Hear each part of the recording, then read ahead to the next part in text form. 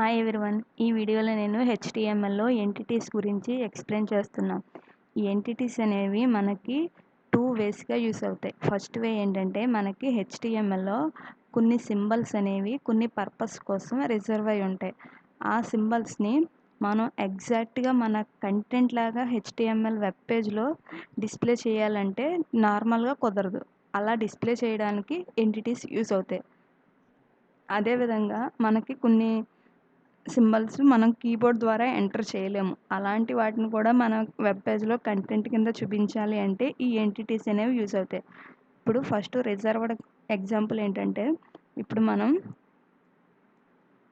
మన వెబ్ పేజ్లో జస్ట్ ఇలా కంటెంట్ చూపించాలి అని అనుకుంటే ఇది పాసిబుల్ అవ్వదు. ఎందుకంటే మనకి హెచ్టీఎంఎల్లో ఈ లెస్ దాన్ గ్రేటర్ దాన్ సింబల్కి మధ్య ఏదైతే రాస్తామో అది ట్యాగ్ కింద బ్రౌజర్ ట్రీట్ చేస్తుంది.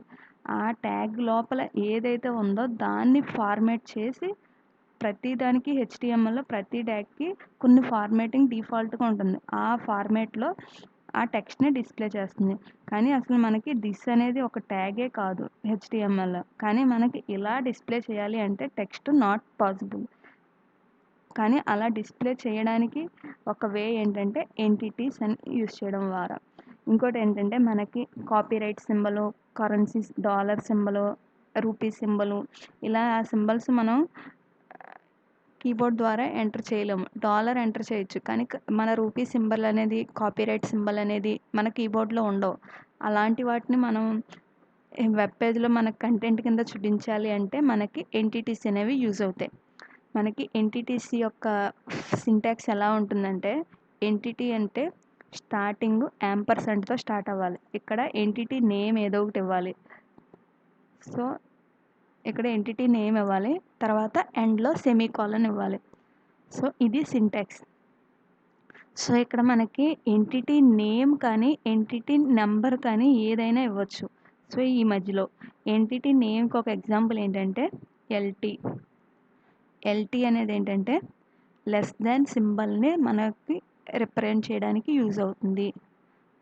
సో అదే లెస్ దాన్ సింబల్ని నేమ్తో కాకుండా నెంబర్తో కూడా మనం రిప్రజెంట్ చేయొచ్చు. దాన్ని ఎంటిటీ కోడ్ అంటారు. సో ఎంటిటీ కోడ్ అన్న నెంబర్ అయినా మనం హ్యాష్తో డినోట్ చేయాలి. సో హ్యాష్ తర్వాత ఆ కోడ్ ఏంటంటే 60 అనమాట. హెచ్ లెస్ దాన్కి 60. సో సెమీకాలన్తో ఎండ్ అవ్వాలి. ఇప్పుడు మనం ఎగ్జాంపుల్తో చూద్దాం.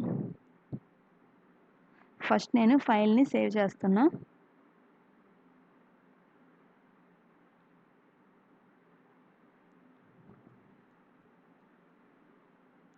సో ఎంటిటీ అని సేవ్ చేస్తున్నా.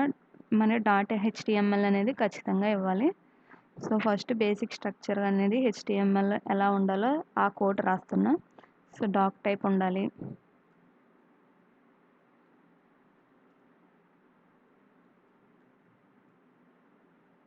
నెక్స్ట్ హెచ్టీఎంఎల్ ఓపెనింగ్ ట్యాగు,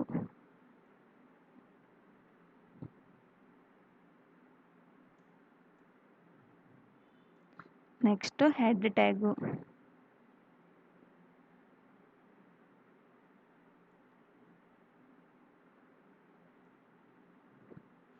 హెడ్లో నేను టైటిల్ మాత్రమే రాస్తున్నా.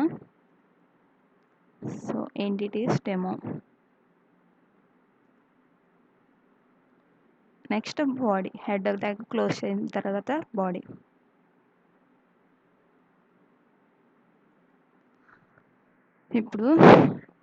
ఇప్పుడు నేను జస్ట్ H2 అని చెప్పి ఎలా పెడితే మనకి అవుట్పుట్ ఏమొస్తుందో చూద్దాం. సో ఇక్కడ నేను ఫైల్ అనే మెన్యూ దగ్గర ఓపెన్ ఇన్ డిఫాల్ట్ వ్యూవర్ మీద క్లిక్ చేసినట్టయితే మన సిస్టంలో డిఫాల్ట్ బ్రౌజర్ ఏదైతే ఉందో అక్కడ ఓపెన్ అయిపోతుంది. ఇప్పుడు మనకు అవుట్పుట్ ఏమీ రాలే, ఎందుకంటే బ్రౌజరు ఈ ట్యాగ్స్ని డిస్ప్లే చేయదు. ఆ ట్యాగ్ లోపల ఉన్న టెక్స్ట్ని మాత్రమే డిస్ప్లే చేస్తుంది. అంటే ఇక్కడ నేను దిస్ ఈజ్ H2 ట్యాగ్ అని రాస్తే అది మాత్రమే డిస్ప్లే చేస్తుంది. ఆ ట్యాగ్ నేమ్స్ని డిస్ప్లే చేయదు. ఆ ట్యాగ్స్ అనేవి ఎందుకు దాన్ని ఫార్మాట్ చేయడానికి యూజ్ అవుతుంది, అంతేగాని వాటిని డిస్ప్లే చేయదు బ్రౌజర్.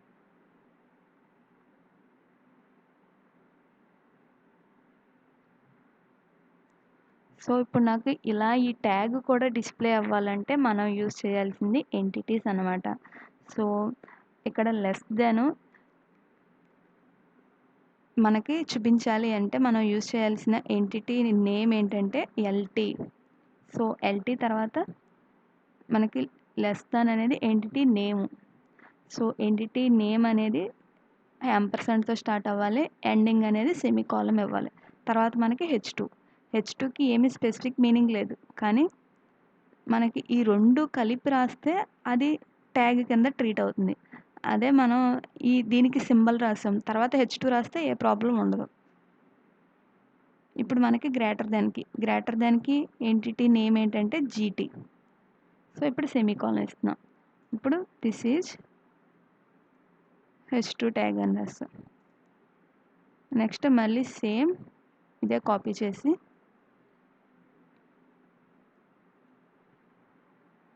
సో ఇప్పుడు చూద్దాం ఎలా వస్తుందో.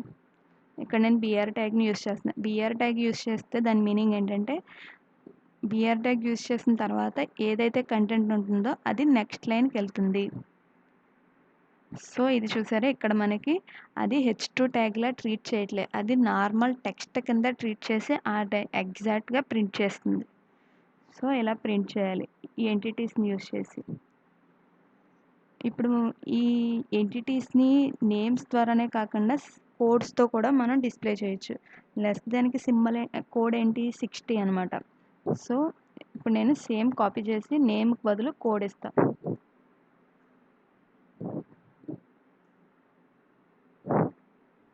సో లెస్ దాన్కి కోడ్ ఏంటంటే 60. కోడ్ ఇచ్చేటప్పుడు హ్యాష్తో స్టార్ట్ చేయాలి. గ్రేటర్ దాన్కి కోడ్ 62.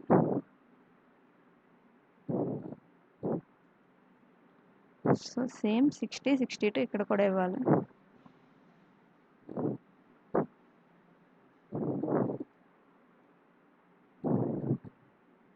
సో ఇప్పుడు చూసుకున్నట్టయితే మనకి సేమ్ వచ్చింది.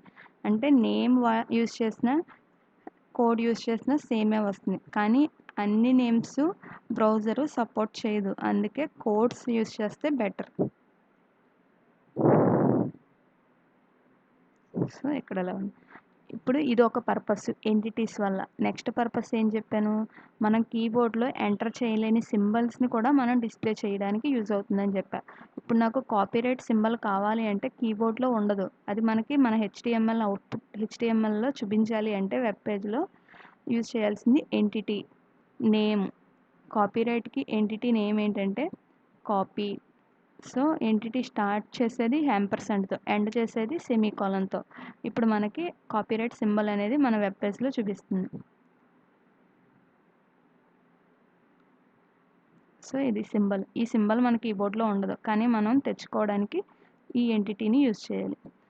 సో మనకి ఈ ఎంటిటీ నేమ్స్ అనేవి మనకి గూగుల్లో సెర్చ్ చేసినట్టయితే ఒక్కొక్క సింబల్కి ఒక్కొక్క నేమ్ అనేది ఉంటుంది, దాన్ని యూజ్ చేసుకోవచ్చు.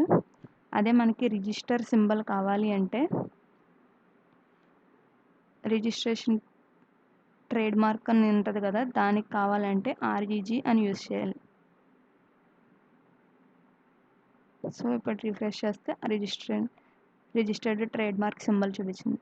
అదేవిధంగా మనకి మన ఇండియన్ కరెన్సీ చూపించాలి అంటే మనకి ఎంటిటీ నేమ్ అనేది లేదు, దానికి నెంబర్ని యూజ్ చేయాలి. ఆ నెంబర్ ఏంటంటే 8377.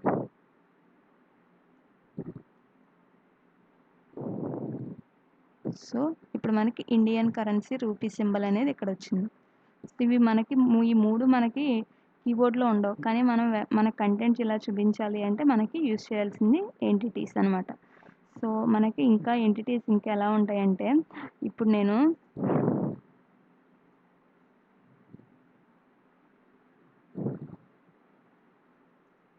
దిస్ అని చెప్పి ఈ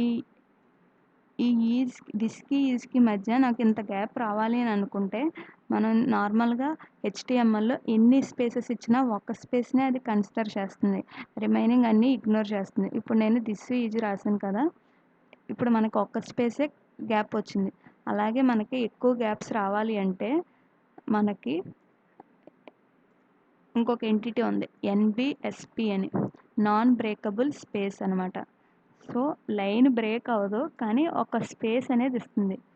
సో ఇక్కడ మనం ఎన్బిఎస్పి ఒక్కసారి రాసామంటే ఏంటి, ఒక స్పేస్ పెరుగుద్ది అనమాట. ఇంతకుముందు డిఫాల్ట్గా ఒకటి ఉంది, సో ఇప్పుడు ఇంకోటి పెరిగింది. సో ఇక్కడ నేను తప్పిచ్చాను, నేమ్ అనేది ఎన్బిఎస్పి. సో ఇప్పుడు రిఫ్రెష్ చేస్తే ఇంతకుముందు అంత లేదు, ఇప్పుడు ఇంకోటి వచ్చింది. ఇంతకుముందు ఉన్నది ఎలాగా చూడాలి అంటే ఒకసారి ఇది రిమూవ్ చేసి చూపిస్తున్నా. సో ఇంతకుముందు దగ్గరగా ఉంది, ఇప్పుడు ఇంకొక స్పేస్ పెరిగింది. ఇది ఎన్బిఎస్పి యూజ్ చేస్తే సో పెరిగింది. అదే మనకి ఇంకొక స్పేస్ కావాలంటే ఇంకో ఎన్బిఎస్పి యూజ్ చేయాలి. ఇంకొకటి రావాలంటే ఎన్ని స్పేసెస్ కావాలంటే అన్నిసార్లు ఎన్బిఎస్పి యూజ్ చేయాలి. సో అలాగ ఇప్పుడు మనకి ట్యాబ్ స్పేస్ అనేది కూడా ఉంటుంది. ఆ ట్యాబ్ స్పేస్కి కూడా ఒక ఎంటిటీ అని ఉంటుంది. మన కీబోర్డ్లో ట్యాబ్ ప్రెస్ చేస్తే ఎంత గ్యాప్ వస్తుందో అంత గ్యాప్ మన టెక్స్ట్ మధ్యలో రావాలి అంటే ఈఎంఎస్పి అనే ఎంటిటీని యూజ్ చేయాలి. సో ఈఎంఎస్పిని యూజ్ చేయాలి.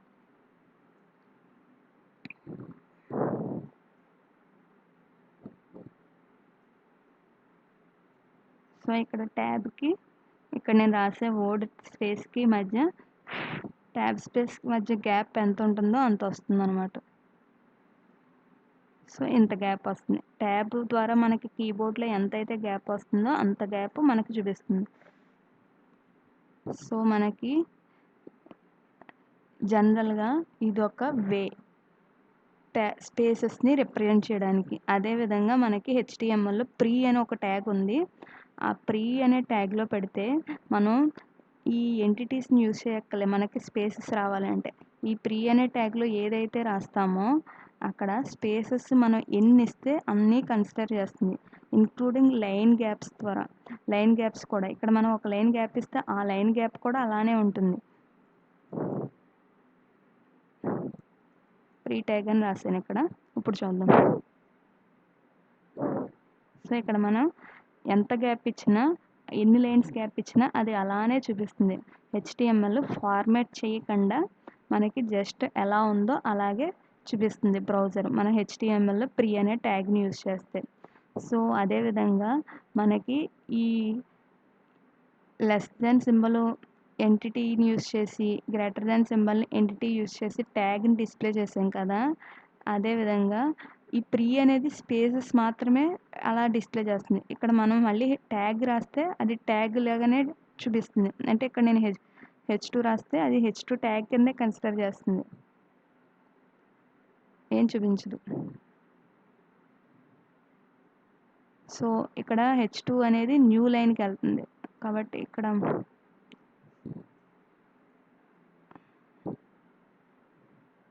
సో ఇక్కడ మనకి హెచ్2లో ఏ కంటెంట్ లేదు కాబట్టి అక్కడ ఏమీ రాలేదు.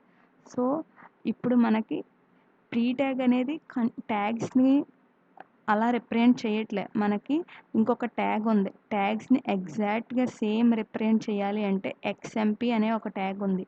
దాన్ని యూజ్ చేస్తే మనకి ఈ ఎక్స్ఎంపీ ట్యాగ్లో ఏదైతే రాసామో అది బ్రౌజరు ట్యాగ్స్తో సహా మనకి ఎగ్జాక్ట్గా కంటెంట్ అలా చూపించేస్తుంది. ఫార్మాటింగ్ అనేది చేయదు, ఎన్కోడింగ్ అనేది చేయదు. సో ఎంటిటీస్ ద్వారా రాయడం అనేది కష్టం అనుకుంటే మనం ఇలా రాయొచ్చు. So this is H two tag. అని ప్రీ అనే ట్యాగ్ ఓన్లీ స్పేసెస్ని మాత్రమే అలా మనం ఎలా రాసామో అలా చూపిస్తుంది. ఈ ఎక్స్ఎంపీ ట్యాగ్ అనేది స్పేసెస్ని ట్యాగ్స్ని రెండింటిని అలానే చూపిస్తుంది. ఇక్కడ నేను గ్యాప్ అనేది ఇక్కడ స్టార్టింగ్ లెఫ్ట్ సైడ్ ఇక్కడ నుంచి ఇక్కడికి గ్యాప్ ఇచ్చాను కాబట్టి అక్కడ కూడా అలానే చూపిస్తుంది. ఇప్పుడు నేను స్టార్టింగ్ పెట్టానుగా పేజ్కి లెఫ్ట్ సైడ్, ఇప్పుడు మనకి ఇక్కడ చూపించడం కూడా లెఫ్ట్ సైడ్ అలానే చూపిస్తుంది. సో ఇది. సో ఈ ఎక్స్ఎంపీ ట్యాగ్ అనేది మనం మన బ్రౌజర్లో అవుట్పుట్ అనేది మనకి హెచ్టిఎంఎల్ కోడ్ని చూపించాలి అని అంటే ఎవరికైనా ఇలా యూజ్ అవుతుంది. హెచ్టిఎంఎల్ కోడ్ని రాయడం జనరల్గా ఈ ఎంటిటీస్ని కానీ ఈ ఎక్స్ఎంపీ ట్యాగ్ని కానీ యూజ్ చేయకపోతే కుదరదు. ఈ ట్యాగ్స్ అనేవి బ్రౌజరు ఇగ్నోర్ చేసేసి ట్యాగ్స్ లోపల ఉన్న కంటెంట్ని మాత్రమే మనకు చూపిస్తుంది. మనకి ట్యాగ్స్ కూడా చూపించాలి అంటే మనకు ఉన్నది ఈ ఎంటిటీస్, ఈ ఎక్స్ఎంపీ ట్యాగ్. సో ఇది ఎంటిటీస్ గురించి. Thank you.